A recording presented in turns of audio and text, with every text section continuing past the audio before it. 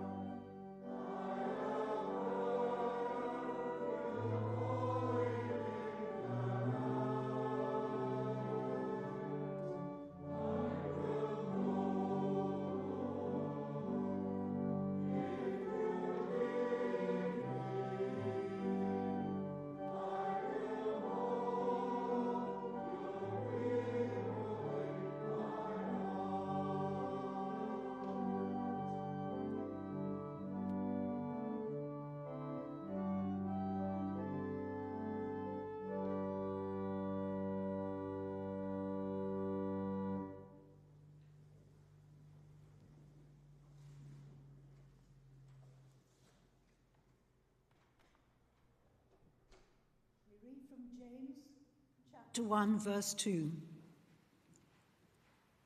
Consider it pure joy, my brothers, whenever you face trials of many kinds, because you know that testing of your faith develops perseverance. Perseverance must finish its work so that you may mature and complete, not lacking anything. If any of you lacks wisdom, you should ask God, who gives generously to all without finding fault, and it will be given to him. But when he asks, he must believe and not doubt, because he who doubts is like a wave of the sea, blown and tossed by the wind. That man should not think he will receive anything from the Lord. He is a double-minded man, unstable in all he does. The brother in humble circumstances ought to take pride in his high position, but the one who is rich should take pride in his low position, because he will away like a wild flower. For the sun rises with scorching heat and withers the plant. Its blossoms fall and its beauty is destroyed. In the same way, the rich man will fade away, even while he goes about his business. Blessed is the man who perseveres under trial, because when he has stood the test, he will receive the crown of life that God promised to those who love him. When tempted, no one should say, God is tempting me, for God cannot be tempted by evil, nor does he tempt anyone.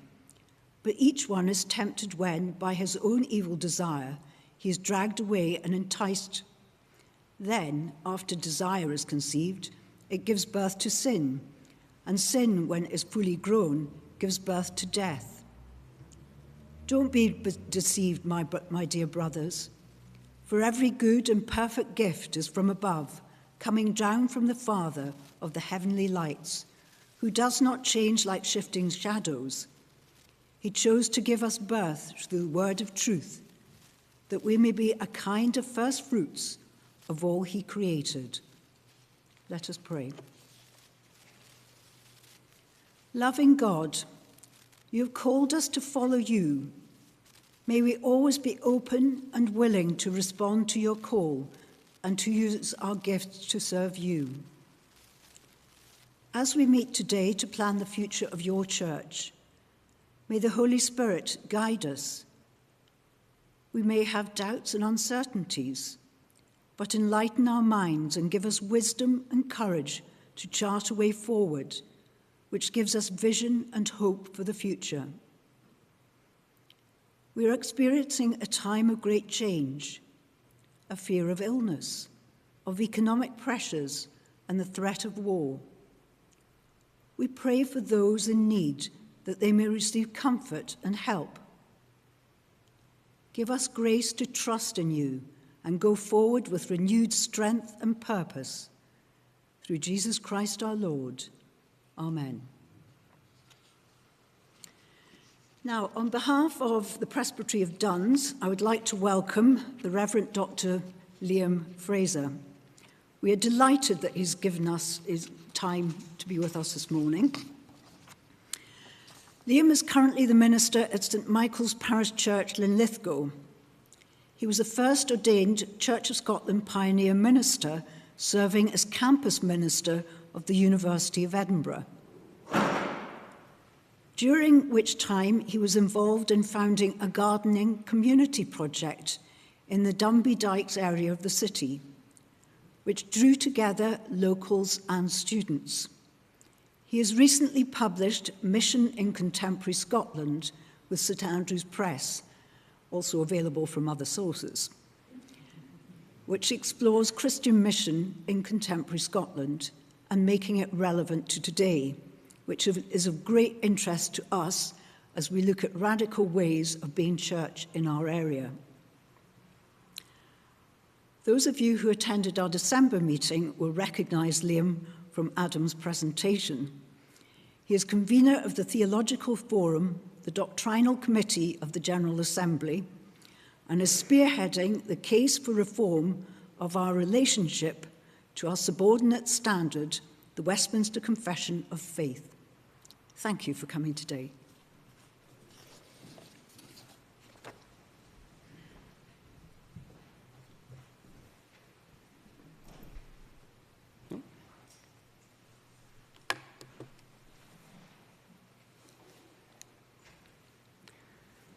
Thank you very much for that introduction, and thank you to Adam and to the Presbytery for inviting me here today to speak to you.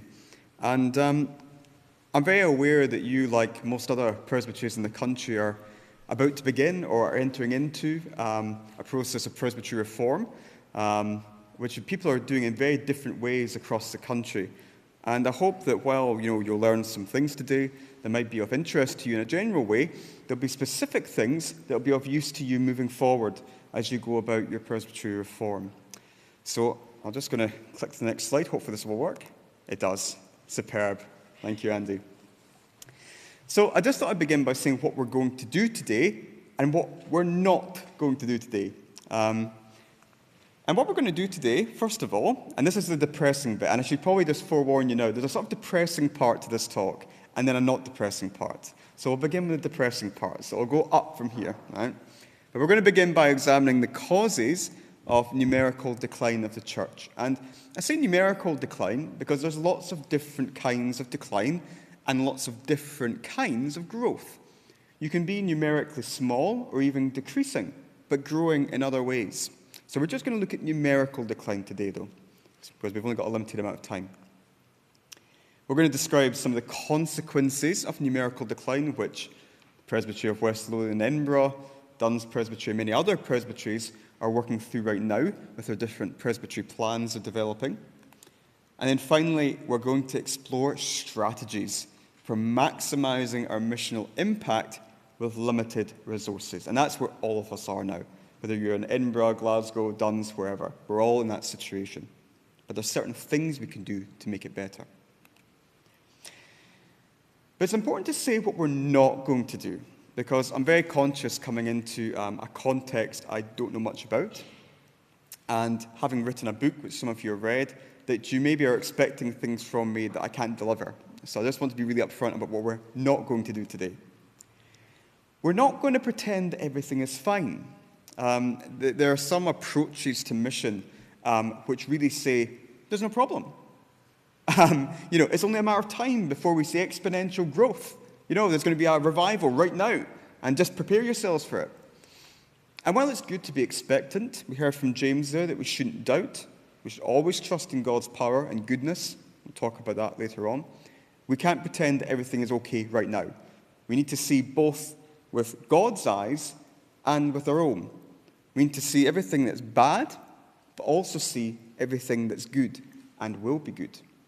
We need to see double, like these bifocal lenses I've got here. You need to see both at the same time, the bad stuff and the good stuff. And we're not going to pretend there's any magic bullets. I had a comment recently from someone who read the book, and I'm always very glad when people read it, because I never expected anyone to read it. I was saying to Andy before, and Dale as well, before, that basically I wrote the book to get a job, which I didn't get. So the fact that people actually read the book and engage with it is good and surprising. But some people read the book and think that, when they get to the end, they'll find, there it is. There's the magic bullet. There's the special lever. And if we pull it or fire that gun, then everything's going to be fine. I really wish it was that simple. I really honestly wish that there could be one thing that we could do that would solve all of our problems. But there isn't. There's many things we can do, and we're going to talk about them today, but there's not one magic thing. And lastly, I'm not going to pretend that I or we have all the answers. And a big part of what we're going to be talking about in the second part of this talk is the fact that we need to basically experiment. We need to have a lot of trial and error to figure out what works, not just in general, because as we'll be talking about, it's unlikely that one thing would work in general across the whole country. But what we can do is develop certain strategies that can be used most places, but the actual results you get on the ground will be different for different places. So we can't pretend in advance that we have all the answers. We need to proceed cautiously, humbly, but also boldly at the same time, and we'll be talking more about that. So, I just thought I'd give you the summary now. So, I mean, if you just want to write this down, you can just leave. Go about and have a nice Saturday in Eyemouth. Go and get some fish and chips. What's the name of it? Japatsis? Jackapatsis, yeah. That's a good chippy. But here's the key take-home message for you. In a time of growing indifference to organized religion and spirituality, organized, we can raise the plausibility of faith and church by listening to our communities. That's the foundation for most of what I'm going to be saying today. By developing contextually relevant service ministries, which sounds rather grand and cumbersome, but basically just means helping people in your community. That's what that means. By telling a better story than our society tells. We tell stories, we sum up the world in little pithy ways, and we need to get better at telling our stories again, and the stories of our communities. By creating contextually relevant worship, this is the one that people fight about a lot in the church, is worship, you know. Somebody puts a new hymn in from Hillsong one week and half the congregation walk out. These are kind of the issues that we deal with a lot of the time. But contextually relevant worship is crucial. By integrating worship, service, discipleship, and evangelism, not holding our service over here and our discipleship over there, but finding ways to bring them together in appropriate ways. Not browbeating people with the Bible, we don't want to do that, but nevertheless, we need to show how the good that we do means something. The good that we do and the lives that we transform is a result of a life-transforming, good and powerful God who has plans for this part of the world. He's not done with it yet. And finally, and coming back to our reading from James, by believing the good news no matter what. Not like being the person who's tossed about on the waves and doubts, but believes no matter what. Whether it's good news or bad news, in our world, there's always good news. So I'm afraid we have to begin with the depressing bit, and I'm sorry. I mean, I did an away day for a church in Livingston, and they got to the point. Where like, oh my word, still more bad news. There's going to be good news eventually, but we're going to have to go through the bad news first. So I'm sorry. Okay. To understand why not so many people come to church anymore, and why we're having to do these presbytery plans and all these other things that we're doing, we need to understand that the church was very different in the past to what it is now. So in the past, the church was central to Scottish society in a wide variety of different ways. And my argument for this next wee bit is that it was central to the life of Scotland because it did many, many, many things that were not what we would now call religious. We think of religious as being in a church, for example, singing worship songs, reading, praying, all those things. But the Church of Scotland did a lot of other things previous to that, and that made it central to Scottish life. So this is just an open mic thing. What kinds of things do you think the church did prior to 1945? Just shout out. Social work. Excellent, thank you. Anything else? Hospitals. Very good. That'll come up in a minute. Good. Anything else? Education. Yep. Did you see that as well, Karen? Yep. Good. Anything else? Oh, mission. Controversial. Oh, yeah, absolutely, yeah. And actually, very sadly, I'm taking the funeral next week of a Church of Scotland missionary, who went to Zambia and did a lot of good there. So, yeah, absolutely, we are a great missionary nation. Anything else? Social things, concerts. Yeah, a lot of social stuff, yeah. That was really important. Really important. Yeah, absolutely. Oh, yeah, one more. Help the poor, absolutely. Thank you, Susan. So, prior to 1945, the Church of Scotland was a provider of, amongst other things, this isn't exhaustive, schools, so education, hospitals, infirmaries, doctors, a whole range of health stuff, and you can see that is the old Deaconess Hospital up there in Edinburgh. which is now part of the Chartist Centre and Student Accommodation. It used to be a Church of Scotland Deaconess Hospital. Welfare and benefits, So the church-based Kirk sessions weren't just, handling property issues and, presbytery planning. They were actually deciding a lot of the time who was going to get money if they were unemployed, if they'd lost a husband or a mother or whatever, providing benefits to people on welfare. Official government information. Back in the day, there'd be official proclamations read from the pulpit, telling people what's going on. It's the days before the internet and Google, so how else is the government going to get it out? Employment for agricultural workers on glebes. So even to this day in Linlithgow, where I come from, the glebe is still there. We give it out to a local farmer who works it, but back in the day, it would provide employment for people. The only emotional support available, no counsellors in the 19th century, wasn't invented yet. So all there was the minister and the elders and other people that you knew. Social respectability. We live in a very, very different culture now. But back in the day, people, it was important to be respectable. And the reason for that was that if you weren't respectable, then the community might not provide for you when you needed it. If you were a gambler or a heavy drinker, a broken family, then actually the church might decide that actually, and the community might decide, we don't want to give them any help. So you have to be respectable by going to church. It's important. Social order and discipline. There was no police force in the past. In the 17th century, you didn't have, bobbies on the beat. You had Kirk sessions imposing discipline on the population. And a lot of lower-level crime was actually done through Kirk sessions. So back in the day, if there are elders here, you'd actually be maybe looking into, cases of adultery, petty theft, slander, and so forth. A lot of that would go to the church courts. Road maintenance, if you can believe it. I discover more things all the time that the church used to do. Thankfully, we're not responsible for it now because, we can't take the blame for the state of the roads, thankfully. But yeah, I discovered that down in Galloway, the Kirk session was organising road building and maintaining roads. They did everything. As well as worship. Baptisms, burials, this is the stuff. This is what we're left with. We're left mainly with this stuff done here, and all that stuff's been taken away.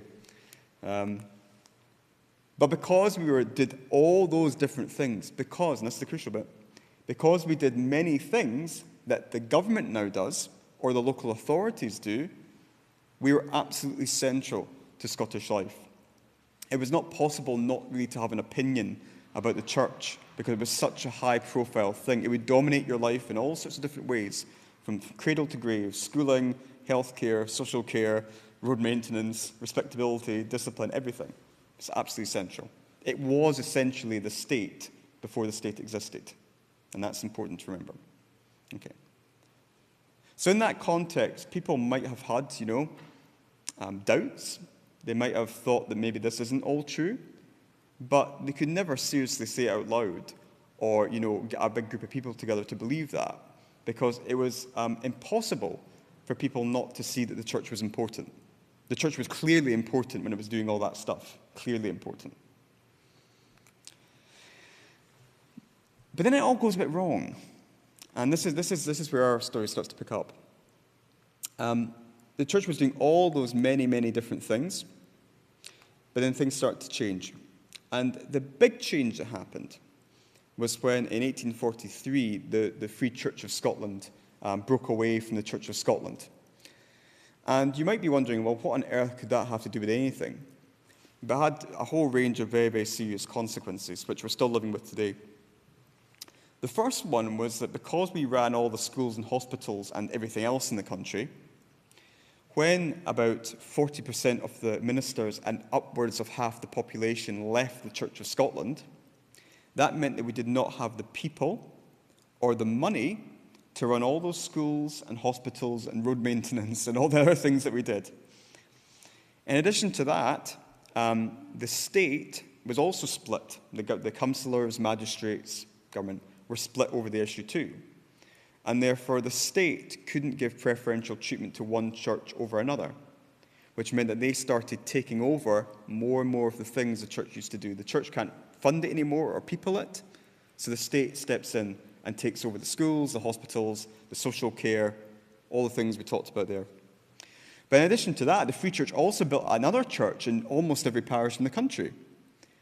So not only was all of these different social roles for the church taken away, the Free Church also led to smaller congregations, because previously you'd have everyone in the community in one church like this, right? Afterwards, you'd have about half, or sometimes even less than that, of the population in little churches. And there's some studies done about the effects of having small churches. And basically, the smaller churches, the harder it is to keep it going. And it means it leads to maintenance issues, buildings, lack of morale, lack of people, etc. So it had lots of big effects, this.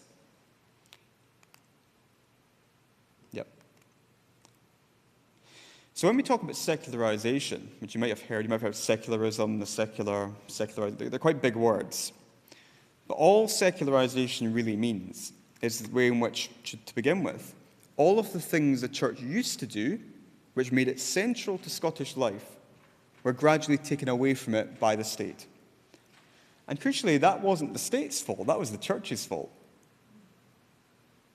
It was because of Christian disunity that all of our social roles were taken away from us. In England, where the Church of England did not split in the same way in the 19th century, they split earlier on in the 17th, they managed to hold on to a lot more of their social position and influence, particularly the schools, but also the House of Lords and various other things. We used to be a bit more like that, but we lost a lot of it. So the process by which the church's activities, influence, social importance is taken away from it and given to the state and other people is called secularization. And secular just means the current age. In Latin, I don't know if there's anyone who knows the Latin Mass here, but world without end. You might hear, glory be to you, Father, Son, and Holy Spirit, world without end, amen. Secular Rome. So basically, it just means the present age. So it's kind of a process moving from like a Christian, religious, holy world to one which is just about the world. But in addition to all that, here we have Sigmund Freud with his nice beard.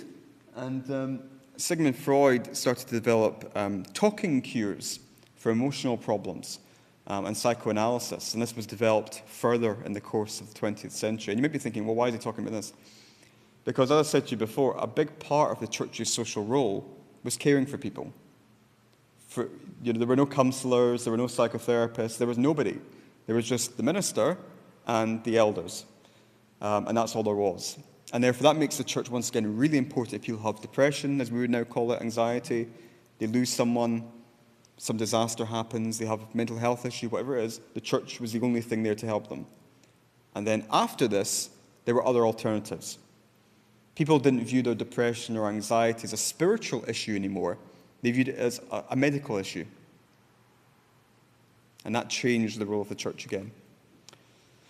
So all of this left the church in a precarious state. It used to do everything, and that made it central to people's lives. And then most of those roles, almost all of them, got taken away. And it wasn't left with much apart from the religious stuff. But in addition to that, from the 1930s onward, you have a massive investment in public sector and the birth of the nascent welfare state. People are moved out of dirty hovels and tenements where they used to live in. So most of my ancestors lived in single rooms in the south side of Edinburgh. Very poor, not many prospects. Their homes were demolished and they were moved out to parts around Edinburgh and so forth. But having a greater space means that privacy starts to develop more. And people had their own space. They could decorate their rooms in their own way. They could engage in certain activities in their rooms by themselves, which they weren't able to when they lived with 12 other people in a single room. They give them more privacy. And when you give people privacy, they start doing things that might be different from what the community wants or expects. And Scotland led the way with this. At one point we had more social housing in Scotland and these kind of new council estate tenements, council estate developments than in Soviet Russia. Scotland was really, really driving the way forward in terms of the state providing everything from cradle to grave. And when it's the state that's giving everything from cradle to grave, then we come back to that. What's the point in the church? All of my material needs, my emotional needs, everything is taken care of by the state or by businesses, charities, whatever. So people started to feel for the first time that they really had this kind of existential security. And once again, it's a big word. It just simply means they didn't feel vulnerable anymore. They didn't feel vulnerable in the way they used to. They felt secure. And when you feel secure, and when you don't appear to need saved from anything, then why do you need a savior? That's what people implicitly start to feel. Then we have the economic boom. Real wages start to rise exponentially in 40s onward. I mean, at one point, it was something like doubling every year or two, wages. It was crazy at one point in the kind of 50s, 60s era. And that's why Harold Macmillan, anyone remember Harold Macmillan? Yeah. A couple of years before me, but interesting guy. He comes up with this famous slogan, which I think is a good way of putting it. Most of our people have never had it so good. And sometimes when politicians say these things, they exaggerate, but actually he was telling the truth. They really hadn't. Hard facts to prove it. So in this context where basically people have their own space, the state's taking care of all of their material needs, they've got new counselors and psychotherapists coming online at this point, and because their wages are rising more and more all the time, they don't feel vulnerable, they don't feel insecure, and they're not dependent on the community as much, they're not dependent on their family as much, they're not dependent on the local gentry really at all. Back in the day, in large parts of the country, you had to go to church to show that you were respectable to keep your job with the laird, whoever that person was. And the laird would probably be up in the balcony there looking down on his tenants or his workers, making sure that they were behaving themselves. This has completely changed. This doesn't happen after the war in the same way, not really. So people don't feel that they need to behave in a way that other people want them to behave. They can just do their own thing. They've got money to do it. They've got the freedom. And that gives them the freedom to choose their own identity, not one based upon church-going, not one based upon commitment to a particular community. They can simply just go about their own business and be their own person. They've got the money to do it. They've got the freedom to do it. No one's going to stop them. And some of you might be, if you have any mods or rockers, I won't ask which one you were, otherwise we might have a pitched battle like they did at Brighton. But, a big part of this movement was about the growth in youth culture. So prior to the 1950s and 60s, you didn't really have teenagers. Teenagers were sort of an invention of this period because it was the first time in history where teenagers and young adults had a lot of money to blow. And they had their own rooms to decorate with posters, and they had new music that was cheap to produce. They had clothes that were cheaper, so they could develop their own youth cultures without any reference to their parents, grandparents, what Queen Victoria thought, And usually that would be a non-religious culture because of the reasons we've said so far. They were able to kind of, it was like a catalyst that kind of expedited the changes that were happening anyway. Okay. So this is back to the Q&A. What effect do you think this had on religion and spirituality, all this stuff? Oh, yeah. I just going dumb. Yeah, absolutely. Made it irrelevant, yeah.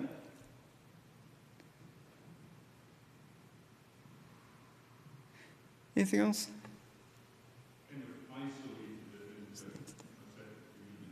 That's right, isolated it, yeah, indeed, marginalized it. Yeah. It is going to get better, this story, eventually. Not quite there yet. Yeah, individualism. So basically, for the first time in history, people had the freedom to be whatever they wanted to be. And when you give people the money and the time and the space to be what they want to be, they'll take it. Growth in spirituality rather than communal faith. So we saw in the past that, if you were in a small farming community or fishing community in the 19th century, you really depended upon the people around you. Everybody needed to pull their weight to get the harvest in, to take to get the fleet of boats out, to get the fish, whatever it might be, to process the fish. Everybody needed to be hands-on and work together. Those lovely songs that come from the islands of the kind of the fishing songs, which women used to sing as they would gut fish and process it, etc. These are real communal activities. But after that, you don't need this kind of communal life anymore, and people just do their own spirituality thing, So So it's not as if people aren't spiritual in any way. I think a lot of people still are spiritual. It's just that they wouldn't come to a community, usually, to kind of act out or to participate in that spirituality. They just do their own thing with whatever it is they believe in, a lot of the time. This is an important one. People don't genuinely come to the church for practical help. If you become unemployed, then you would go to the benefit office. If you have depression or anxiety, you would go to the doctor, the GP, and then they would refer you on for counselling or give you antidepressants. If you were attacked, you wouldn't go to the Kirk session to get, justice for you. You would go to the police. I mean, people wouldn't generally come to the church for practical help, which is a problem. Leads to all sorts of divisions and tensions and conflicts between different parts of society. When you had a state church, which the Church of Scotland used to be in a full way, sort of in between now, the church and state work together to govern society and work quite closely together in different ways. But after that, they're all kind of broken apart, and everyone's kind of doing their own thing, and that can give rise to tensions and separations between different kinds of identity, culture, institution, etc. More permission to criticize the church. This really began in the sort of 60s. That was The Week It Was and Monty Python, and all these things just started poke, and they were allowed to poke by the BBC more and more. Harder for Christians to believe things, because in this culture where more and more people are not going to church and are not believing, it becomes harder for us to believe. We have live options to do something different.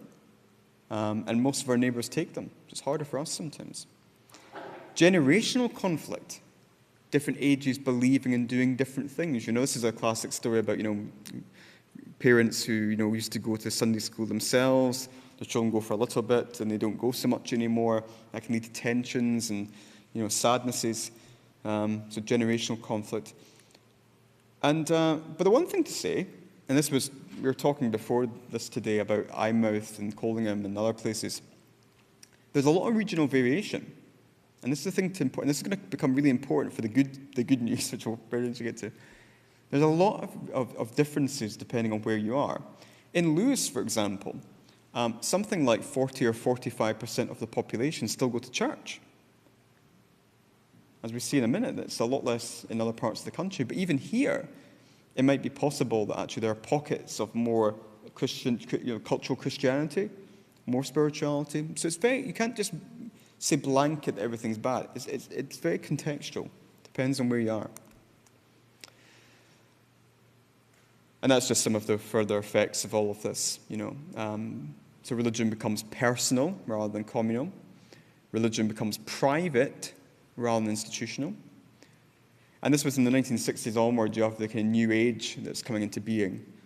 Does anyone remember the Beatles going to India? Ravi Shankar? Yeah.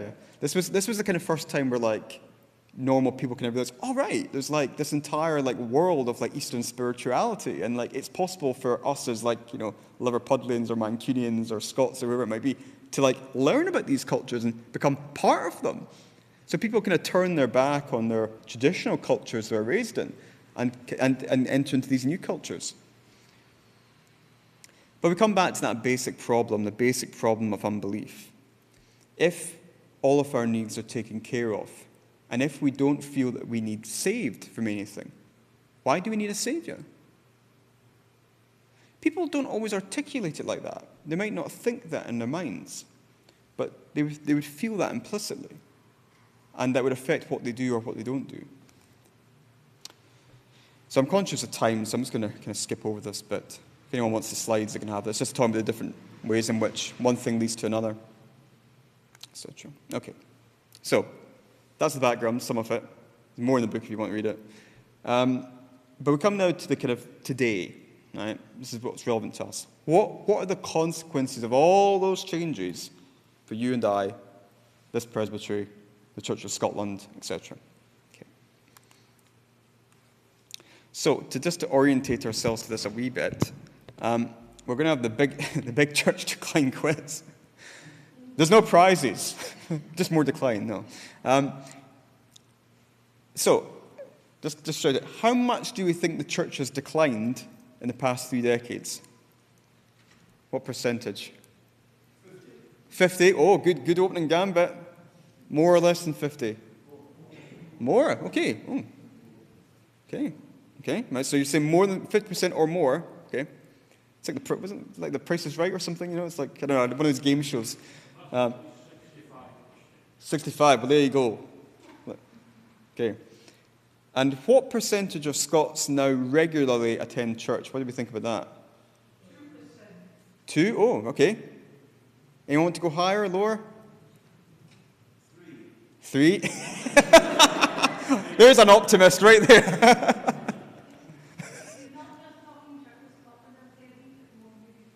Yeah, okay, that's a good point. Yeah. So this is the whole church, yeah, right, friend. Okay.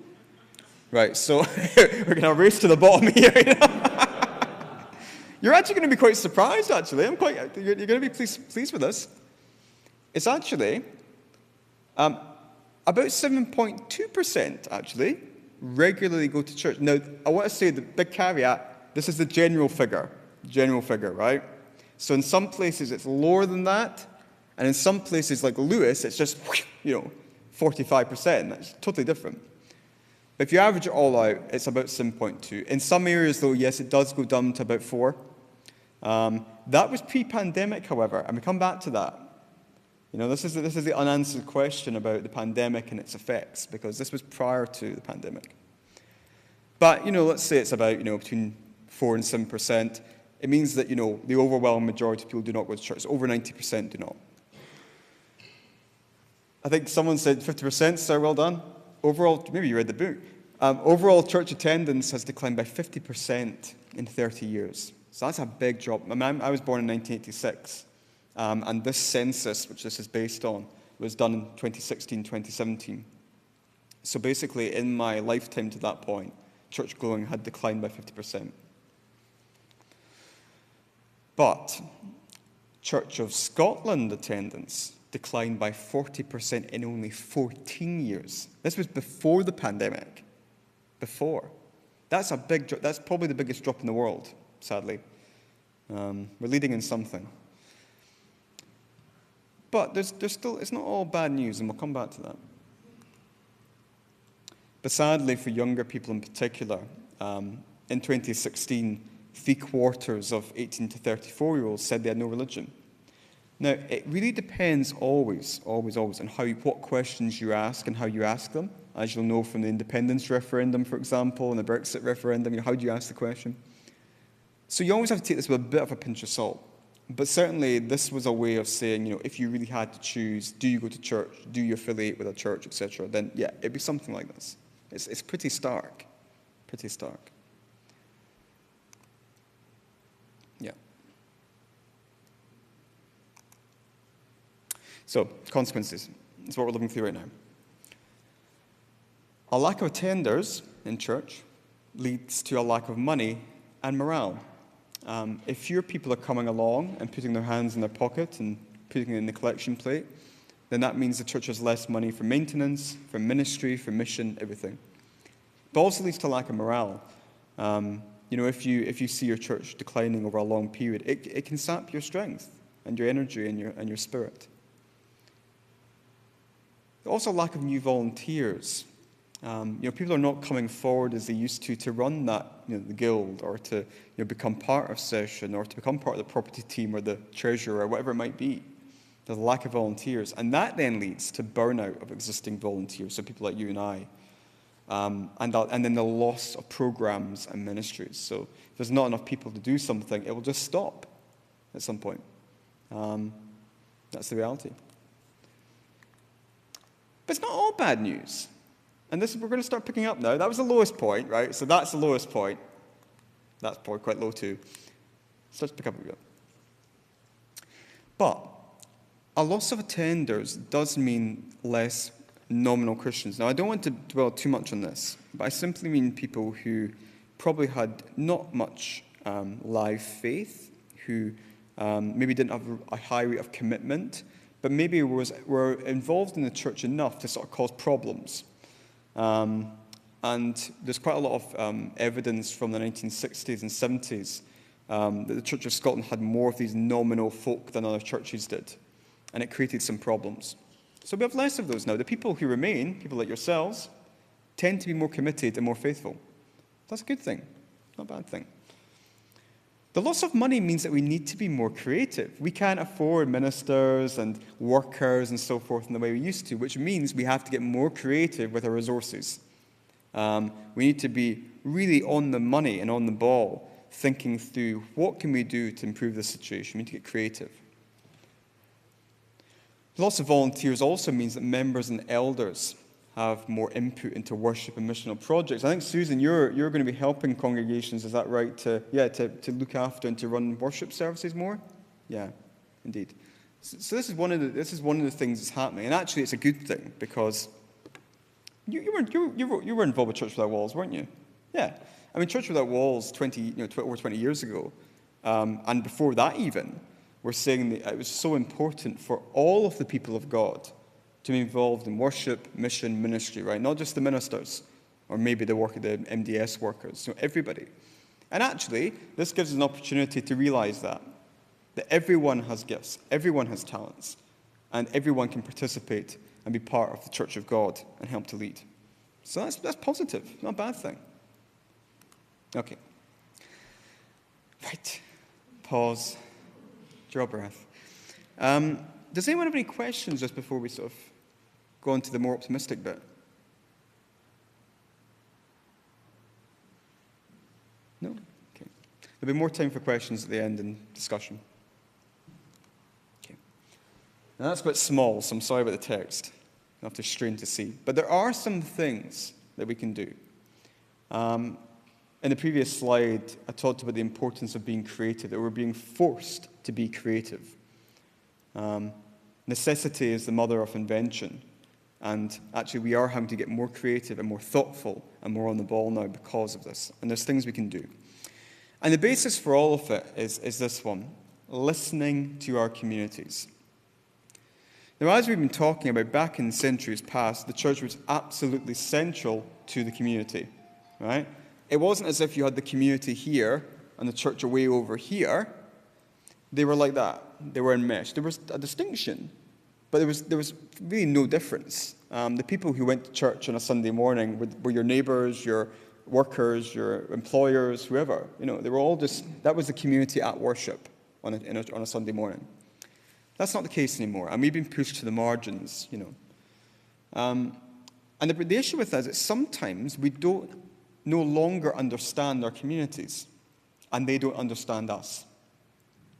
So we certainly know people in the community. You're members of your communities, so you'll have quite a lot of knowledge. But actually, you might not have as much knowledge as you used to have, or the church would have had in centuries past. But crucially as well, they don't understand us. We might think it's like completely self-evident what to do when you see the words go up on the screen there, for our Lord to see in the sky, what you do when you hear a reading, what you do when you pray. A lot of people have no idea at all about any of that. Coming to a church for some people would be as strange as one of us going to a mosque or a Sikh Gurdwara or a Hindu temple. We would just simply have no idea what was going on. And we'd feel quite apprehensive about it, actually, probably, a bit insecure. We'd be interested in it, but you'd be like, I don't really know what to do. That's how a lot of people feel about churches now.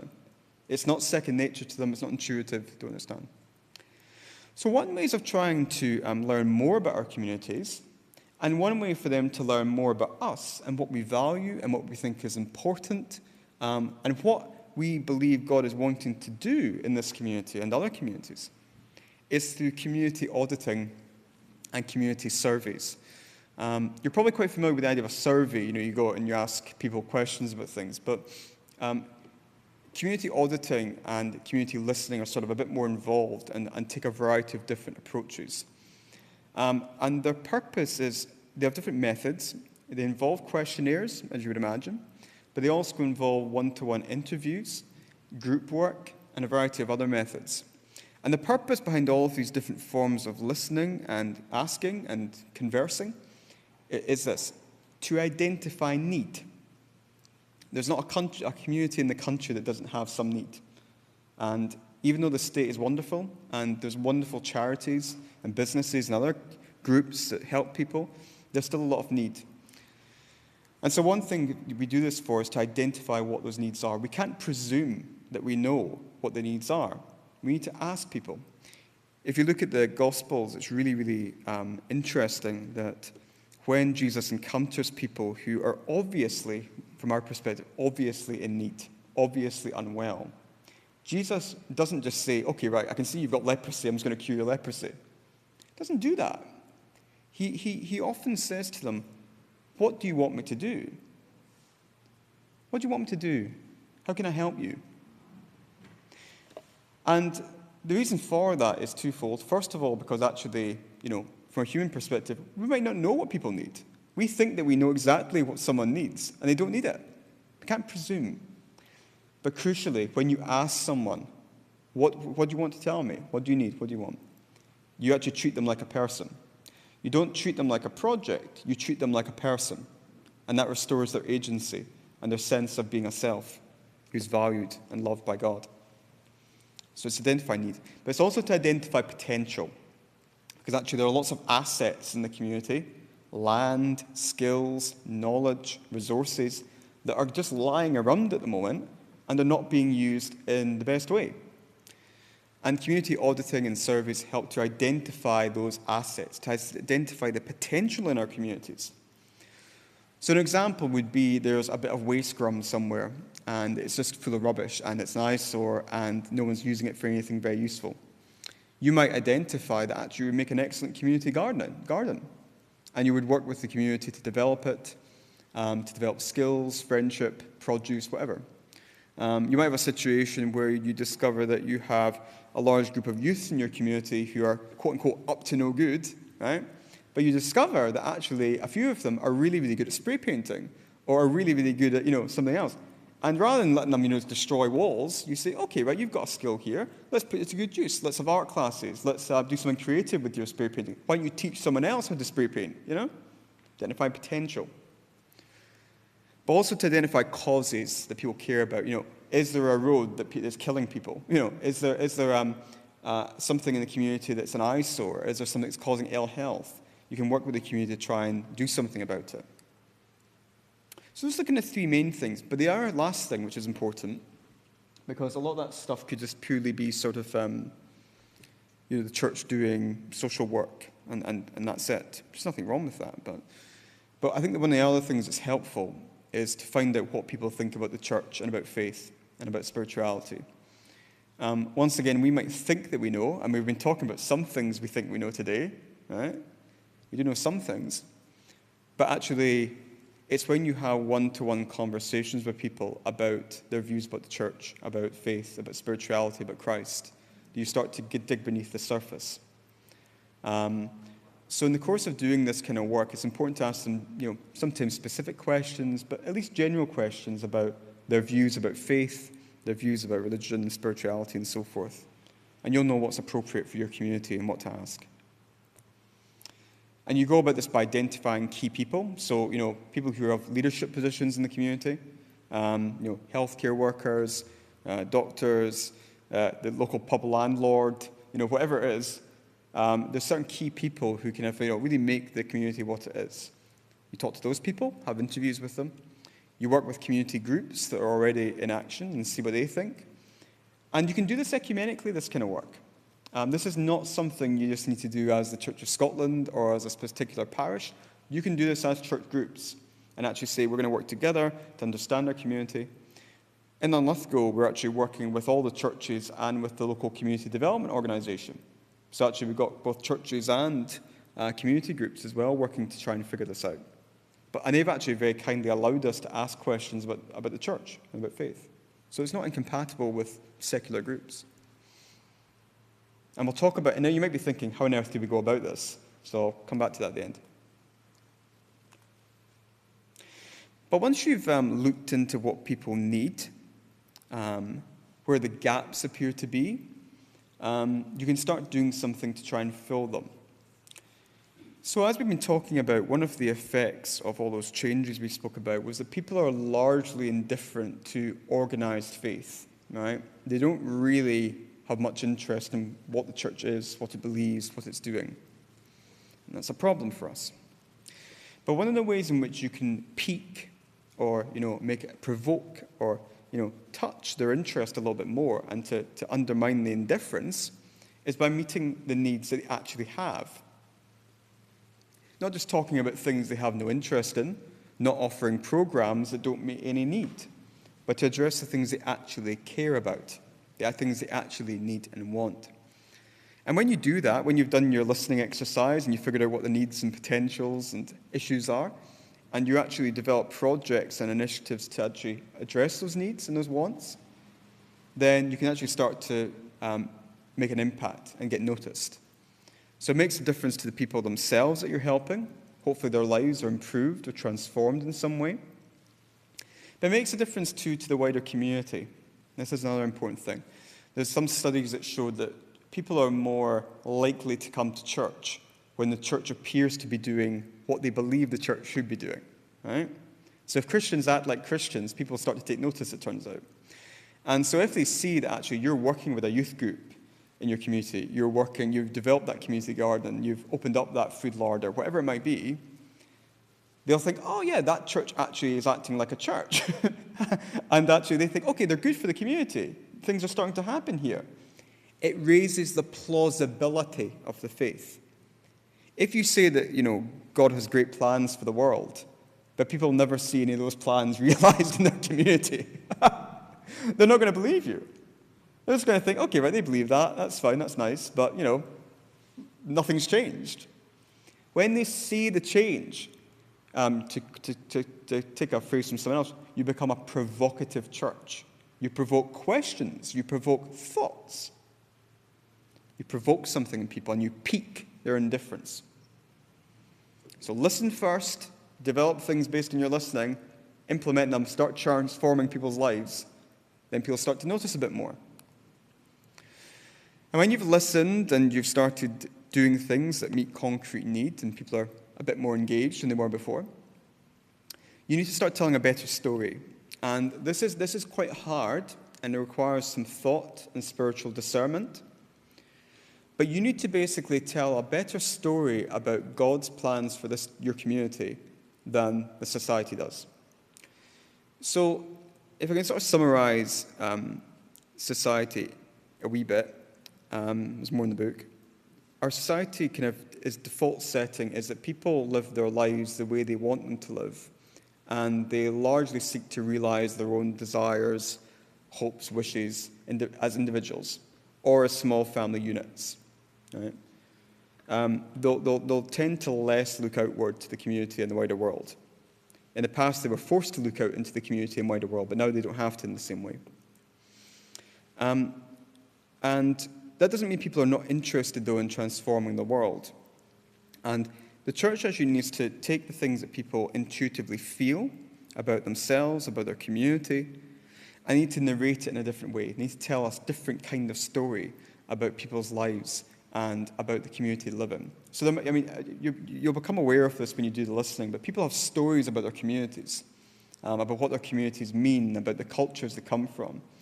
And sometimes they can be quite negative, as it turns out. Actually, nothing good ever happens here. There's no opportunities here. Everybody leaves the minute they can. These kind of things. But you can start telling a better story of the love that God has for people and the love He has for every single community in this country. And by meeting their concrete needs and by being friends to them, you can start saying, it's not like that. There's truth to what you're saying. I can see it. But actually, God's got better plans for you yet. There's a new story we can tell about this place. There's good news. So this is the way in which you contextualize the good news. It's fine saying Jesus died for our sins or rose from the dead or whatever, but you need to contextualize it and make it real here. What does God's love mean in this community? What does the resurrection life mean for this town? Tell a better story. This is the controversial bit, people. Creating contextually relevant worship. Now, back in the day, people would go to school, and from a very early age, they would be singing hymns, and they would be praying in school assemblies, and Christianity was just part and parcel of growing up. Now, in most places in Scotland, people do not sing hymns. They will not pray in school. Most children will have no idea at all what Christians do when they worship. So, all of the kind of like the intuitive, common sense things that we think we know and other people know about the church just don't exist anymore. People have no idea what we do.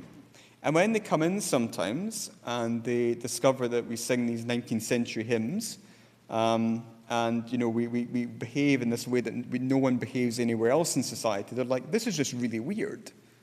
And it's a bit alienating to them. It's not intuitive. It's common sense to me. When I walk into a church, I know exactly what to do. But other people don't know that.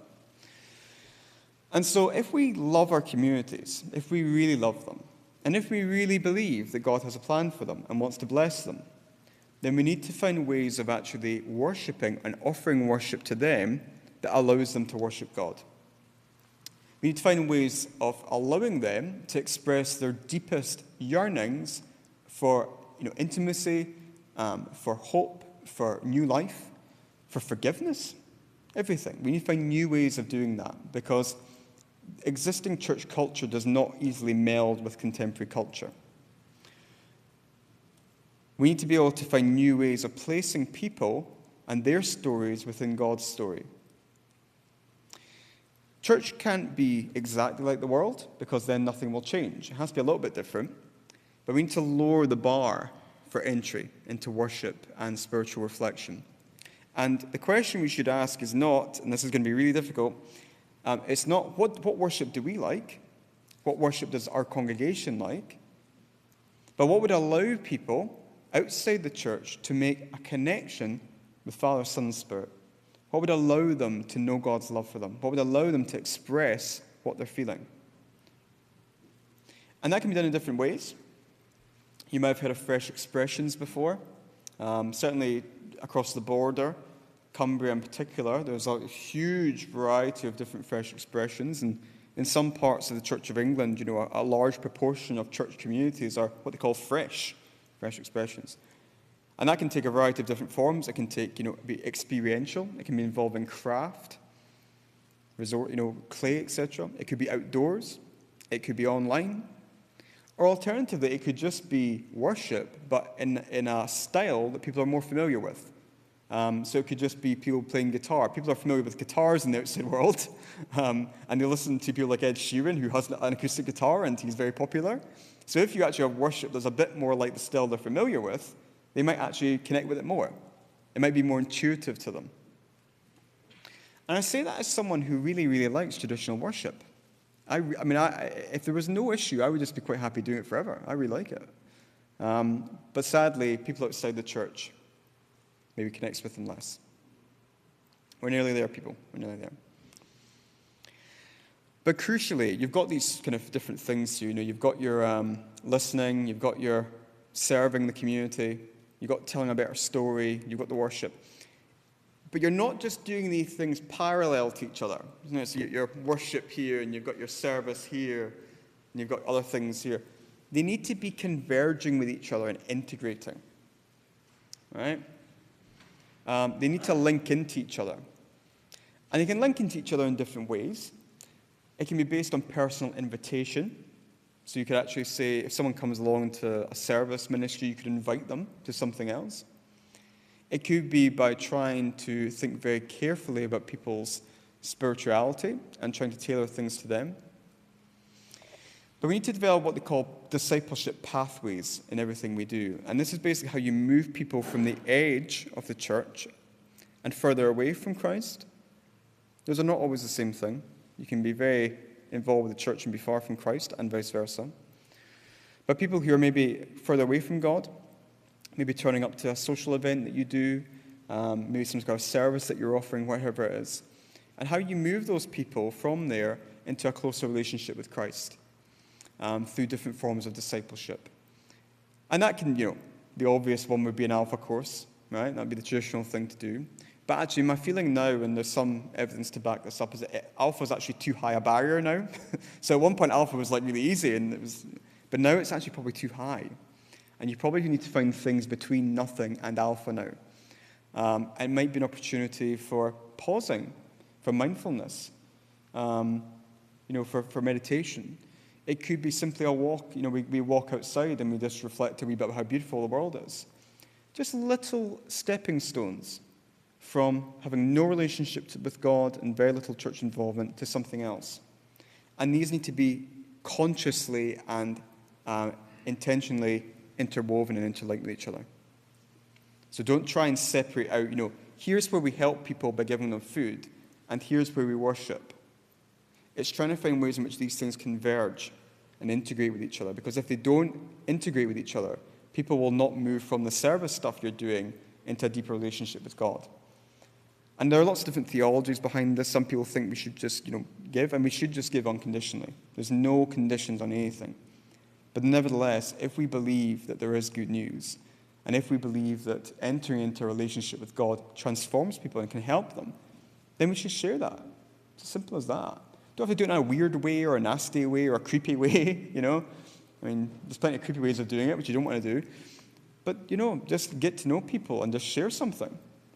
Simple as that. Invite them to something. It doesn't have to be complicated or strange. There can't be any strict separation between secular and sacred. They're integrated. Everything belongs to God. Everything is God's world. And we reached the end, thankfully, you're glad to know. Yesterday, I went to Coldingham Priory, and walked along. A beautiful place. And I said to Andy, it was the busiest ruin I've ever been to. It was like full of people. I've never seen so many people in a room before. Anyway, but the story of Coldingham Priory is one of being established, being burned down, being built up again, being blown up by cannon, whatever it is, and then being built up again. It has this great history of kind of rise and fall and so forth, over thousands of years. And we talked earlier on about how a lot of this stuff can be a bit depressing. It can be demoralizing, and it can be. But we've talked about the way in which there are things we can do to impact our community and to try and share the good news of Christ. But we're going to face a lot of opposition. We're going to face downturns, a bit like we're seeing in James again. There's bad things are going to come to try and rob us of our joy. And we can't let that happen. Because if we are not joyful, if we are not filled with faith and hope and love, then no one else is going to see that either. God really has triumphed over everything. We talked about this kind of difficult world that we live in. But God is good, and God is victorious, and God has love and a plan for every single person on this earth. And we can never lose sight of that. Even in the midst of presbytery planning, decline, all the rest of it, unions, He is who He is. And we are His people.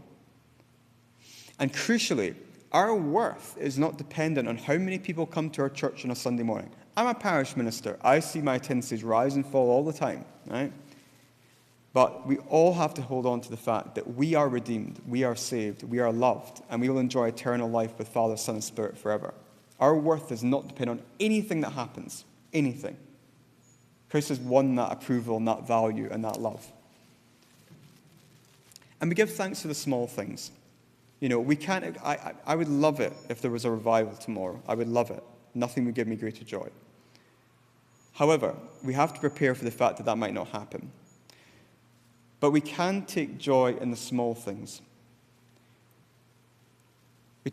Jesus talks about the faith that's smaller than a mustard seed, of that single lost coin, of that little pearl, of that treasure hidden in the field. This is the stuff of the kingdom. Not the big showy stuff, not the big tent revival. It's the individual people whose lives are touched by a loving and gracious God. And remarkably, through us sometimes. Remarkably. And we have to hold on to that. The person who is cheered up on a bad day. The person who finds solace in a prayer that we say with them. The person who's fed and can able to then to feed their children. Whatever it is, take joy in the small things. Because that's the stuff of the kingdom. And we may be in exile at the moment, and I think that's a good analogy for where we are at the moment. The world has come in, it's shaken us from our place of worship and tradition and holiness and cast us out. But Scripture is full of stories of the people of God being sent into exile and then returning to the promised land. And like Moses, who is on the cusp of the mountain looking down, referenced by Martin Luther King Jr. in his famous speech. We might get to the promised land, we might see the revival, we might see the great thing. Or alternatively, we might just stand on that mountain with Moses and see it off in the distance. See the little thing far off, but we know that one day we and the people of God will enter into it. So we need to keep believing no matter what, and know that after exile comes the promised land. I think that's basically me for the input. So thank you very much for listening to that very, very long chat. Thank you. And I'll take guidance from my gracious hosts now about what you want to do next, because we've got two options. We can either talk amongst ourselves with some questions, which you can take one or two and run with, right? So questions for groups, or alternatively, we can just have kind of open Q&A. So I don't know what people think.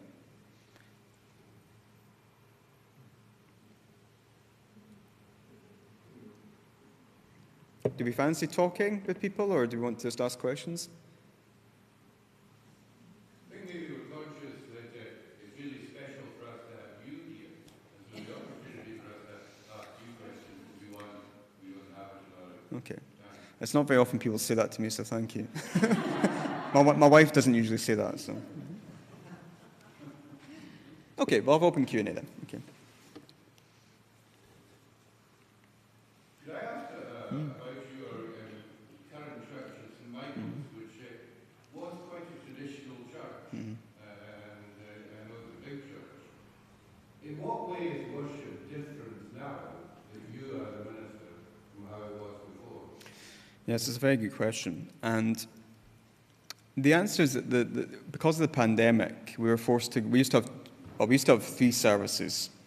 We've now gone down to 2 in 2 different places. But there's only 1 in the main sanctuary on a Sunday at the moment because of the COVID situation. In terms of the changes to worship, there's more variety of worship than there was before. So it tended to be older CH4 hymns.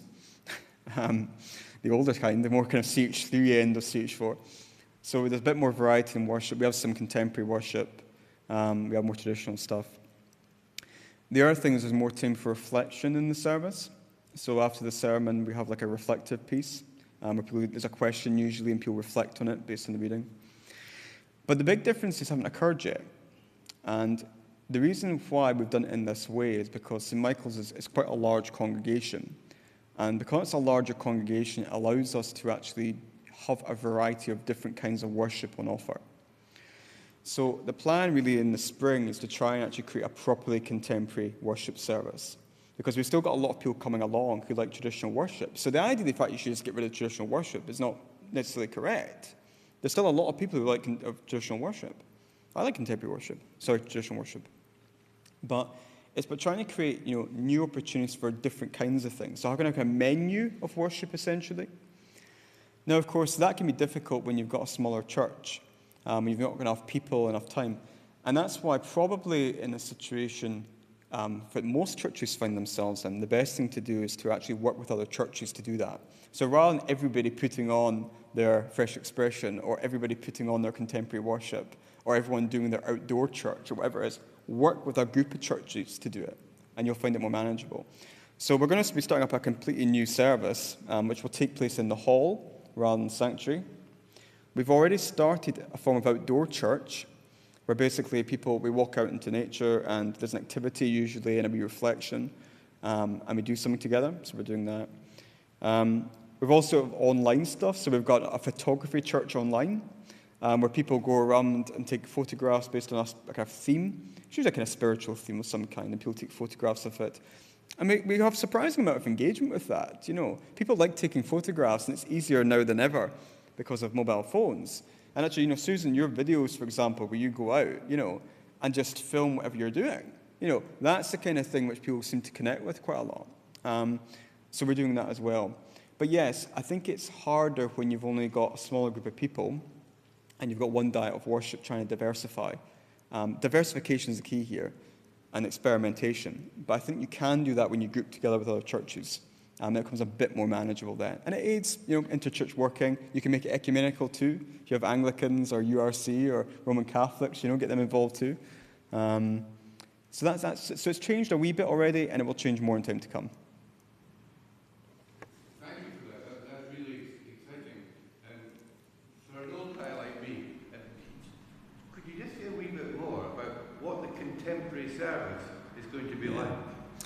Yeah, so this is where context becomes all important, because actually everyone will have a different group of people in their community, different people they're already working with. So in our situation, we have a very large toddler group. It's the original toddler group in Linlithgow. And, we've got hundreds of families on the book, in different ways. And to ask those people who are coming to the hall on Tuesday and Friday to suddenly come up to the big, where it's basically anarchy. It's just, it's toddlers running around screaming and crashing their cars into each other, and all that. To go from that to coming up to the High Kirk, on the hill, literally you have to go up a hill. And it's very formal, and it's a big, big barrier for people, especially if they have no church connection. So for us, it's probably going to be in the hall, because that's the place they're familiar with. So we come back to being familiar. One of the things you can do when you're doing your kind of community auditing is do a map of your community and look at where people are gathering. They might be gathering in the church, but they might be gathering other places instead. It's best to try and reach people where they're actually at, rather than making them come up the hill to the big fancy church on the hill. So we're going to do it in the hall. It'll probably be aimed at those toddler families who sometimes got older children as well. So it'll probably be a kind of more all-age type of thing, be quite experiential. There might be craft, there might be things to get up and down about. The music will be more contemporary. It'll be shorter too. It'll probably be about kind of between half an hour and 40 minutes kind of thing. Because actually, if you've got young children, you're trying to keep control of them, etc., they need changed, they need fed, whatever it might be, then actually it's quite hard. So that's kind of like what it will look like. But every place will be different. And you've just got to pay a lot of attention to the kind of people who are turning up, where they're turning up about, what might be suitable for them. And the good news about families, by the way, this is one bit of good news. My friend Fiona Tweedy, who some of you might know, I think, Fiona, a statistician and now set up her own research company. She did research down in England based on messy churches. And she found that actually, comparing with lots of other kinds of missionary activity, if messy churches are done in a particular way, they actually they basically introduce the most number of people to faith and get them involved in church life. They actually, church plants, weird, fresh expressions, whatever it might be, alternative worship, are actually not so effective. The best families are really, really looking for support. They're looking for community. They're looking for a place for their children to play with other children, and they're looking for a wholesome, nice, loving environment. And therefore, actually focusing on families is actually not a terrible idea. There's statistics to prove that actually done in a particular way, and I can give the report if people are interested in learning about how you do it. It's quite effective. So that's roughly what it'll look like. Andy. Yeah?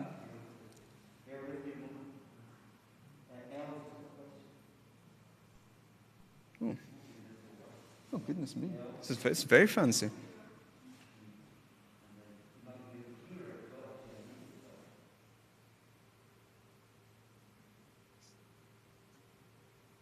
Right. Hello. Thank you, Liam. I heard you talk about community audit, and I'm just wondering, are there examples within the Church of Scotland of congregations having undertaken this, and can these examples be shared? No, thank you very much for that question.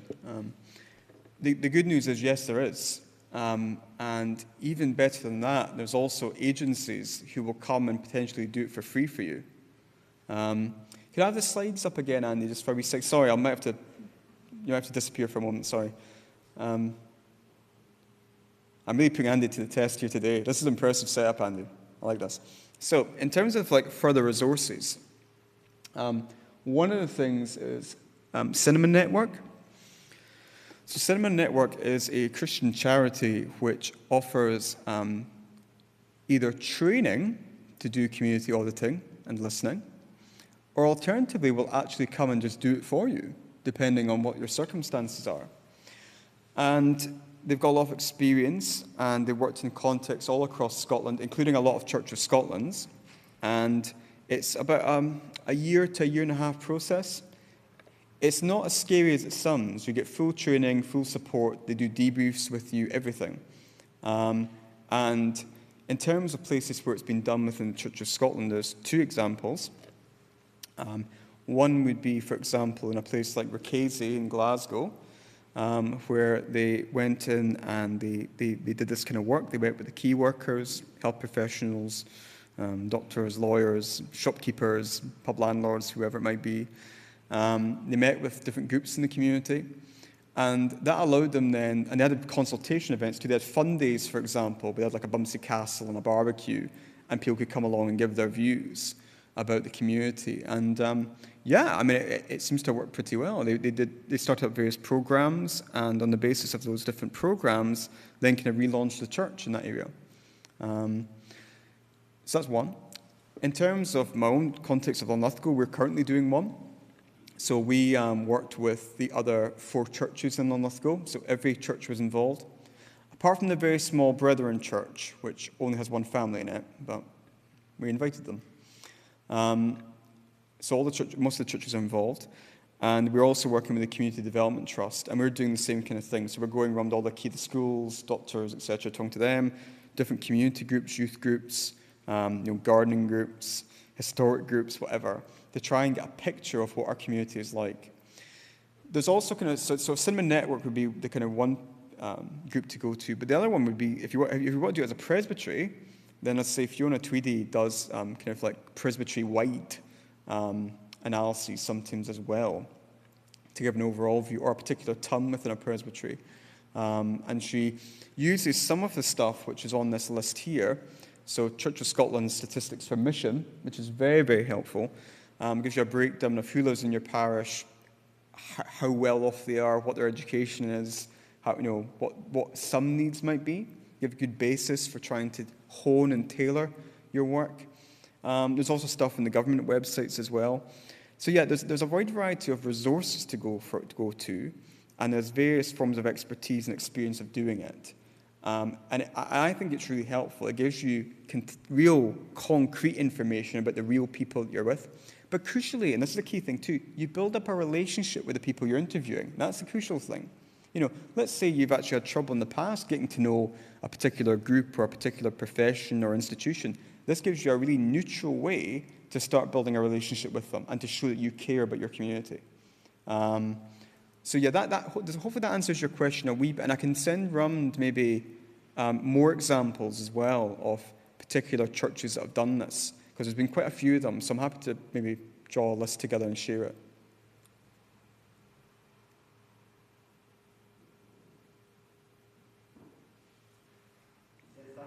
Well, thank you. Thank you for asking. Thank you. One of the things that after all of this one is language of online stuff. And how do you see that developing when things people come together, when people can get together? Do you find that that's maybe someone to develop further or countries not to get together? Because I think the positive that online also drawbacks people feel that they're still remote from it, if you like.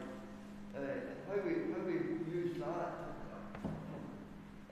Some have been forced into it in the past couple of years, but we can then, I don't think we want to abandon that again after. No, absolutely, sir. And I think I've been in, so basically one of the things I did during lockdown was we did a study looking at the experience of the Scottish Church as a whole during the pandemic and its experience of online worship. And, as you would imagine, I mean, the rate of increase in online activity was, 98% or something. It was like shot up like a bottle rocket. But what we found over time was that some churches, as the restrictions eased and so forth, started to drop off. They started to decrease the amount of online activity they had. And that had both, positives and negatives, as you've alluded to. What we came up in that report, though, at the end, the kind of conclusions, was that online worship is here to stay. Because of the world we live in, and because of the way in which people are connected now, people more and more will instinctively relate to online content and social media content more than going to a church. And there's a lot of evidence to suggest, both north and south of the border, that more people were reached by online church stuff and there's lots of different varieties of it, than would ever be reached by in-person gatherings. So from a purely sort of evangelistic point of view, and just trying to meet people and connect with them, it really does seem to work for at least some groups. It does reach people who would never be reached otherwise. And I think the analogy that's sometimes used for online activity is the story of the Good Shepherd, where the Good Shepherd leaves behind the 99 to go in search of the one. And online activity can sometimes be a bit like that. It's not like you're going to get hundreds of people suddenly engaging with you. It's unlikely. But actually you will find the one or two who maybe were brought up in the church, drifted away, people who have gone through a change in their life and are looking for something more.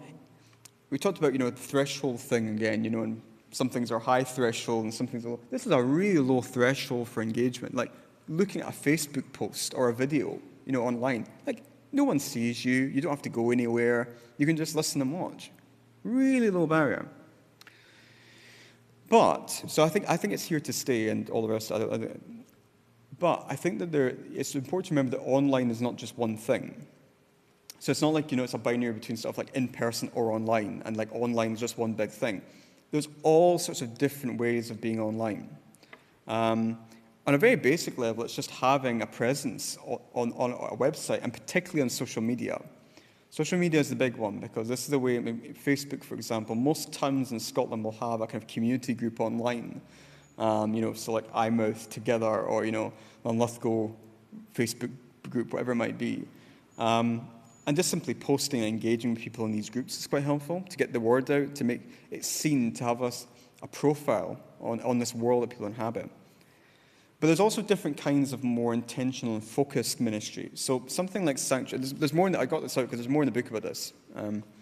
But something like Sanctuary First, which is run by Albert Bogle, former moderator, they are hopeful that non-Christians would stumble into this and start using it, but their focus is more upon discipleship.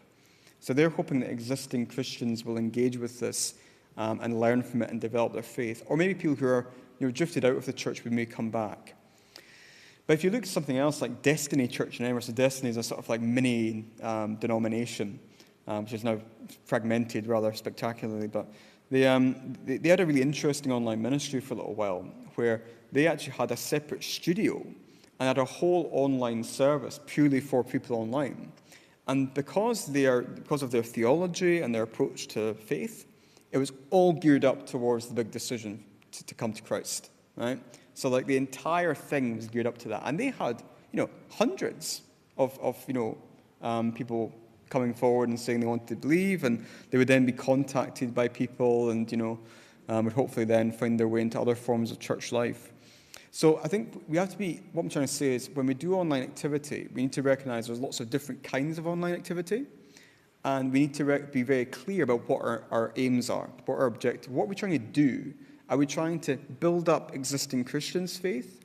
Are we trying to reconnect with people who've maybe drifted away from the church and what can bring them back? Or are we trying to reach completely new people?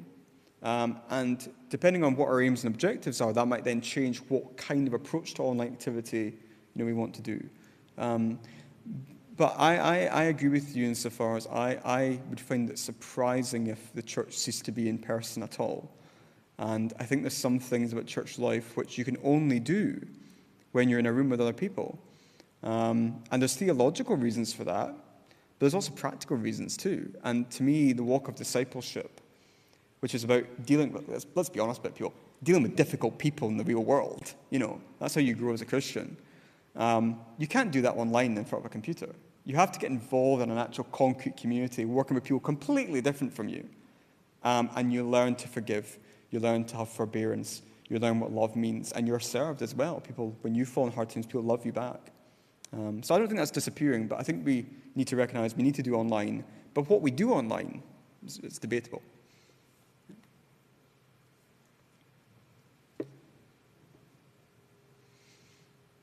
Oh, Adam, yeah.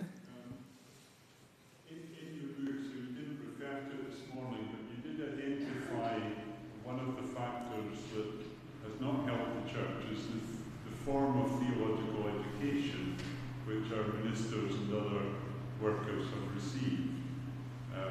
Now, I just wonder if you have any thoughts going forward as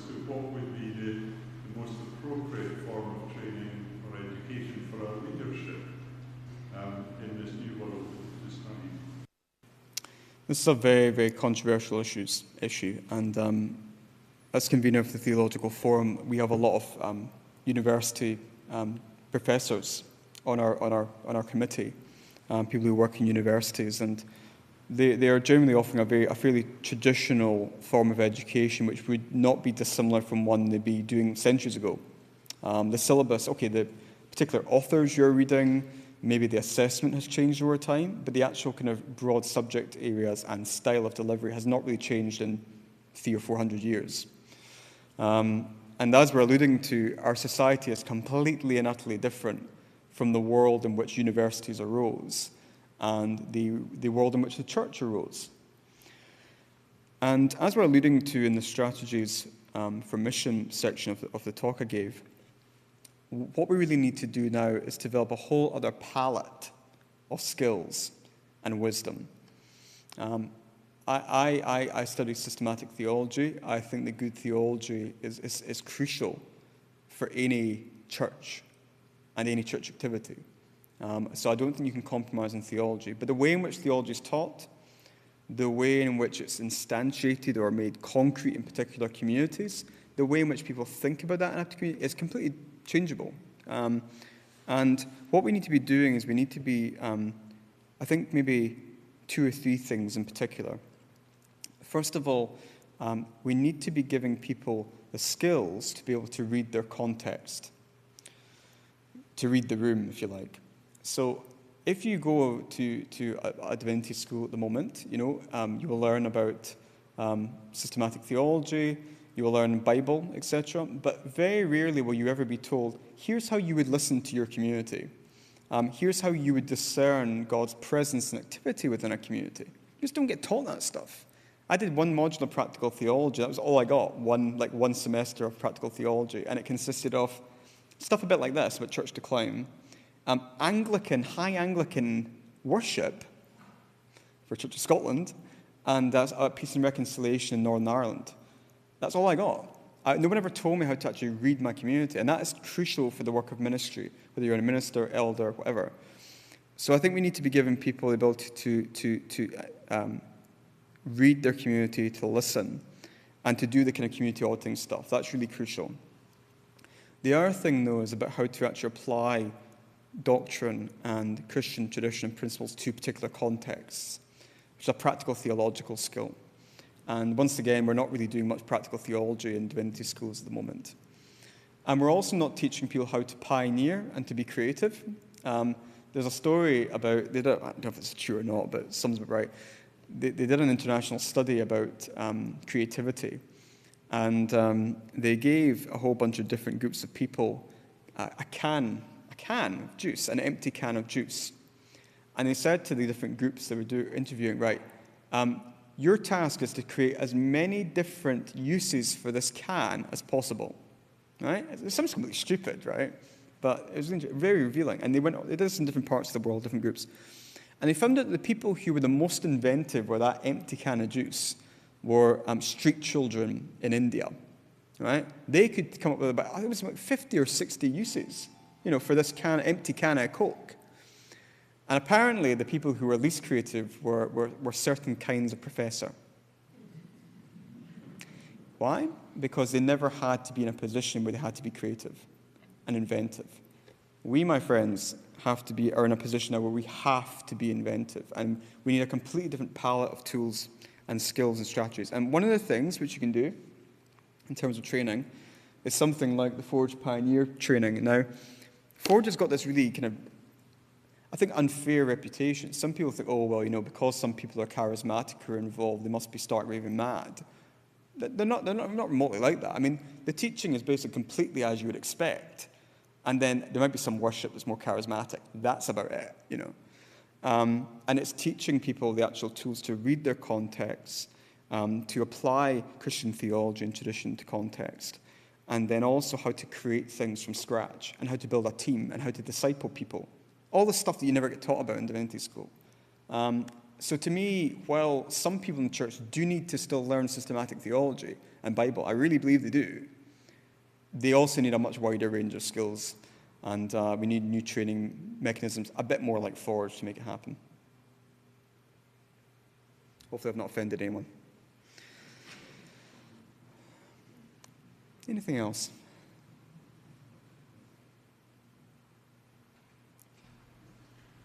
Okay.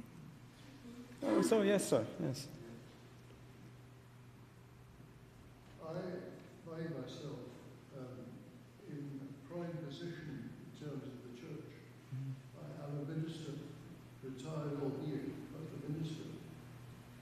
One of the first things I do every month is to rejoice, that's the right word, in having a copy of the Church of Scotland magazine Life and Work.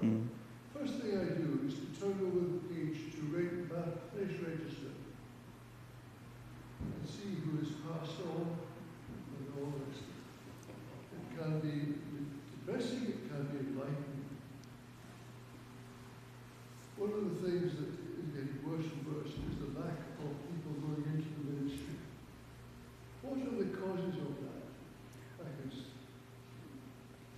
tell you quite a few. But what are the causes of the church is ministry? Yeah, thank you for the question. And just as to begin with a point of comparison, the Church of England faces very similar problems as we do. Declining congregations, increasing lack of relevance to society, a lot of conflict over sexuality and other things, it's very similar. But what's interesting about the Church of England is that they have no problem with vocations, as they would call them, about ordinands coming forward. They actually have too many in some situations, and they're constantly creating new curacies, they're kind of assistant, minister posts, to make way for new people coming through the system. So that shows you the fact that the issue of church decline is separable from the issue of people coming forward for ministry and priesthood. They're related, clearly, but they are different things. And you can actually have a declining church which still produces a lot of leaders. So the fact that Church of Scotland is disproportionately worse at doing this is very, very interesting. And it shows you it's something to do with being a national church or anything. It's something to do with the Church of Scotland and our particular culture. I think there's a lot of different reasons, as you've alluded to, lots of different causes. And I don't pretend to know them all. I'd begin, though, maybe with what Adam was asking about training. The Church of England has a lot more roots into training for ministry than we do. In the past, and if people are really nerdy about these things, I can give them an article about it. But in centuries past, it was much easier to find training and mentoring and equipping for ministry in the Church of Scotland. Back in the day, way back after the Reformation, they had things called the exercises, as they were sometimes called, and people would travel from sort of the hinterland into a town or city, and elders and members would sit with ministers, and they would talk about scripture together, and they would practice preaching together, and it would be a really good way to give people informal training in ministry. That was stopped. We used to have catechesis, so people used to be taught the Westminster Shorter Catechism, and while people sometimes have issues with the theology of it, actually just training people from an early age in certain basic Christian doctrine was a form of discipleship. This is helping people develop their faith very one-to-one. It was often one-to-one. It was very personal. And, you'd be reading this fairly dry book on the one hand, but undoubtedly, the really rewarding thing was the one-to-one relationship you were having with the minister or an older Christian or someone who was much more versed in the faith. That fell away, so you weren't getting that one-to-one mentoring and discipleship anymore. So you had the training issue, you had the catechesis issue. I think that maybe our tradition generally, and this is a bit more controversial, although Church Without Walls, I think, touches on it, so there you go. You were leading the way, Susan. Our tradition, bizarrely, and this is where it gets really weird, and you just wouldn't expect this, compared with high Anglican traditions, let's say, right? Our church tradition gives less opportunity for people to participate in worship. Let's think about that for a moment, right? Our thing was that, everyone is equal in God's eyes, the ministers aren't put on a pedestal, there's no special anointing, mystical stuff that takes place when a person's ordained, all that.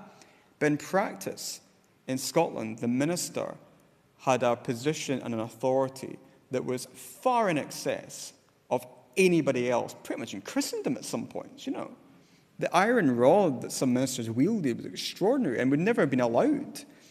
And the reason why it wouldn't have been allowed in the High Anglican tradition, the congregation are making a lot of responses. So first of all, they're far more engaged in worship. They're saying things out loud. They're kneeling. They're standing up. They're moving around.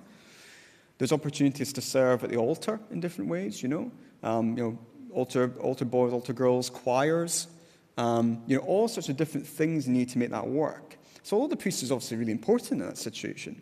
There's a lot of other roles involved, and you can find your way from sitting in the pew to helping with the communion vessels, or singing in the choir, or serving at the altar. There's a lot of different ways of getting involved for ordinary people. Our tradition doesn't tend to have that. I mean, the interaction would tend to be when the elders took the communion elements. That would be kind of an equivalent thing, but that would only happen 4 times a year, not every week. And so on and so forth. So I think there's less opportunity for people to interact and get engaged in worship and get experience of being up front and doing stuff in church, bizarrely. I also think, too, that the Church of Scotland suffers because of Scottish culture a wee bit. And for reasons which I go into more in the book, there are particular things about Scottish culture that make it a bit more toxic to faith than England. And that's a bit surprising, because traditionally the Scots were known to be more religious than the English. That was the case for a long time.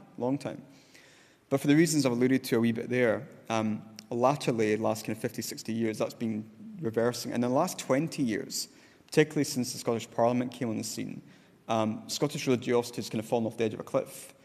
There's a lot of studies that show that English people generally look back to the past for their national self-identity, which is part what Brexit was about, in partly that. But they look back more to olden times, to older forms of life. And in that kind of context, the church has a place. Even in some parts of England, being Church of England is still a kind of part of being English in some places. But I don't think the same can be said about the Church of Scotland. In some places maybe, but not really in the same way. So they just have a culture that's more sympathetic, and you see that in their what they produce, what the English produce. Their programs. So, for example, clergy feature on a lot of shows in England. I've not watched it recently, but until recently, Coronation Street, Emmerdale, Hollyoaks, bizarrely, Grantchester, Rev, Vicar of Dibley. There's a whole range of these clergy shows, where clergy are front and centre. Now, they're not always perfect, and that's part of the thing. They're just real people, and they have trials. But clearly it shows that the English public are still interested in the church and still interested in clergy. You will struggle to find any ministers, apart from Reverend I Am Jolly, which was over 20 years ago now, the last late call. There's almost nothing in Scottish programming featuring the church, ministers, anything. Our culture is more indifferent to religion and spirituality than the English are, for reasons which are complex. But it seems to be borne out by studies that have been done. So I think that feeds into it. That's most of it. There's probably more. What do you think? What do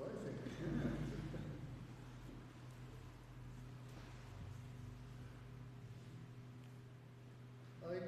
I get very annoyed and angry sometimes when I learn of ministers who have no interest whatsoever, for example, in visitation. Not at all. Where do we go from there? I think you're right. I think then we come back to that about the small things, and it's like you can have the best sermon and the best worship service imaginable, but if your husband or wife dies, and somebody from the church doesn't visit you, that's going to sting, and that's going to make far more of an impression on you than a lot of other things the church does or doesn't do. So I think you're right. I think a church that doesn't basically care about people is on a hiding to nothing. But yeah, I think this was one of many reasons. We can talk more about that maybe. Could I throw in another answer? Yeah. When I became a minister a long time ago, ministers were actually sons of Manson, and it was sons in those days. I'm told that nowadays that figure is down to about 7%. And I don't think for one moment that that's because people who are children of Manses have such a dreadful time that they are determined they're not going to go into the church. I think that as you've described earlier on, At the time that I became a minister, if you wanted to work in the third sector and work with people, the church was almost the only way of doing it, whereas now there are so many other opportunities. Interesting point, and there's certainly some evidence to suggest that in the 1960s onward, more and more church folk who would have been your sons and daughters of Manses, rather than going into ministry, went into social work or some charity or NGO or whatever it might be. Because this gets on to theological stuff here, but one of the other things I detected in the book, and you read more about it in the book, is that the Scots were a bit more optimistic about the ability of the state and society to do God's work than the English were.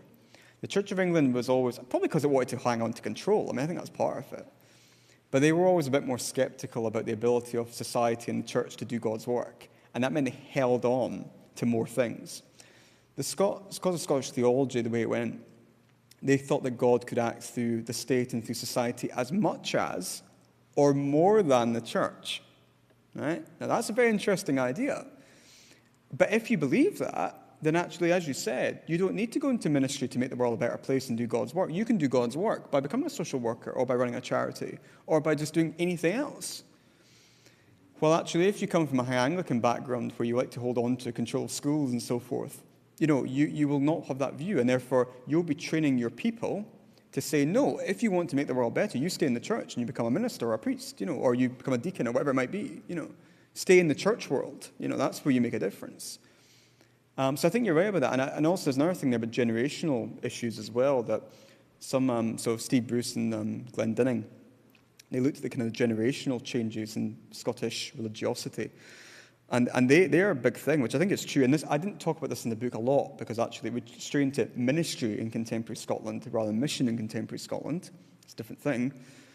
But they found that actually probably the biggest reason why young people don't come to church is because at a certain point their parents stopped enforcing church going and stopped enforcing religious practices. And that was really the major cause. So, and there's different reasons for that. It's complex as well. But yeah, they just, in the past, people would be almost forced at gunpoint to go to church. And at some point, people just stopped doing that. So actually, yeah, you would have had a high proportion of sons of the Manses or daughters of the Manses in the past because people were forced to engage with the church, forced to go to church, forced to think it was the most important thing in the world, And at some point, they were like, it's one thing amongst other things, Go and do what you want, live your life. But that's an amazing statistic, 54%. Never knew that. Maybe a couple of years out of date. But that's an amazing figure. Yeah, and it makes sense. Yeah. Yeah.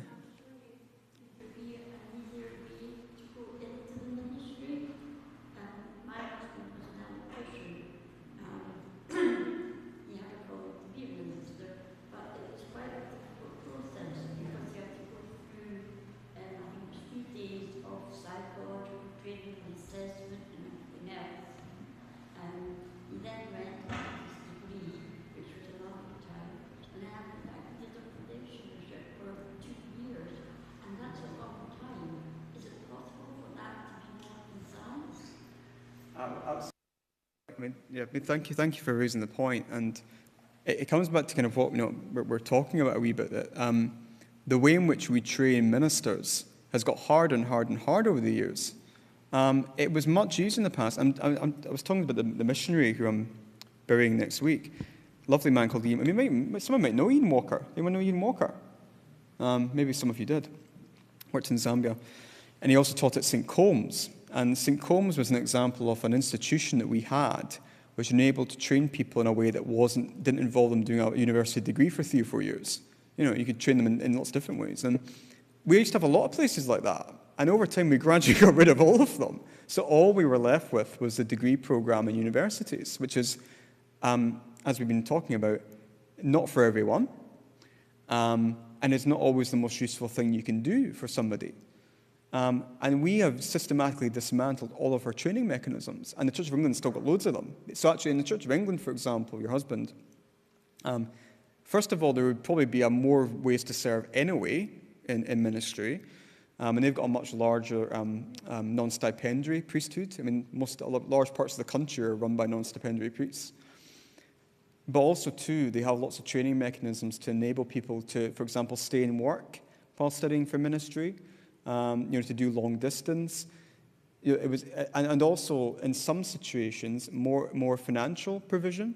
We've got better at that in the last sort of 5 to 10 years. We're giving more money. But I mean, back in the day, I mean, when I started training in 2011, 2012, I think I got something like, £200 a month or something. It was, if it was less, that was like £200 per placement or something. It was some ludicrous number that you would never allow you to live, even for one person, let alone a family. And, as Paul says in all of his letters, where he's sort of saying, bear in mind, folk, that I'm like living and dying out here, and I brought you the faith, and you're giving me, nothing to support myself. The church as a community of faith should have been doing a lot more for people to provide economically for them. Men and women who are coming forward for ministry are making big sacrifices already. You don't add to their burden by making them jump through 20 million hoops and not giving them a penny at the end of it. It's wrong. And the church was doing this for centuries, but particularly decades, in the 20th century, and it didn't need to happen. So, I could say a lot more about this, but, yes, you're completely right, that we need to make it as easy as possible for people to hear the call, which is to do with discipleship and congregational stuff, giving people opportunities to serve. And then we need to make it as easy as possible for them to train in a way that's appropriate for them, what kind of people they are. Not everyone's going to be a divinity professor, thank God. And also then giving them the financial provision to enable them to do it. And we're not doing a lot of that at the moment, sadly.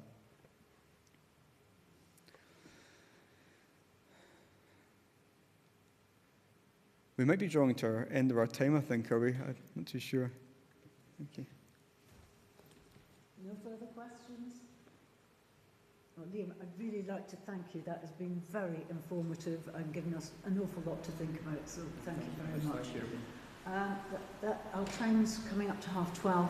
I think we'll take lunch now. We'll take half an hour for lunch and resume back here for our meeting this afternoon. There will be lunch in the hall if anybody hasn't got their picnic. Can we have a moment of applause, please? Yes, of course. Thank you very much.